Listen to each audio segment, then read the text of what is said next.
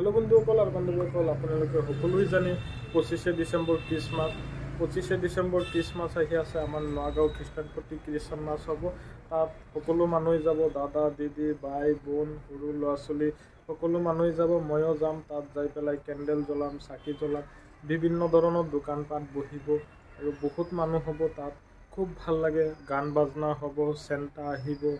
খুব ভাল লাগিব খুব ধুনীয়াকে গান বাজনা হয় খুব ভাল লাগে তাত যাই পেলাই ক্ৰিসমাসত আমি সকলোই যাম আপোনালোকেও যাব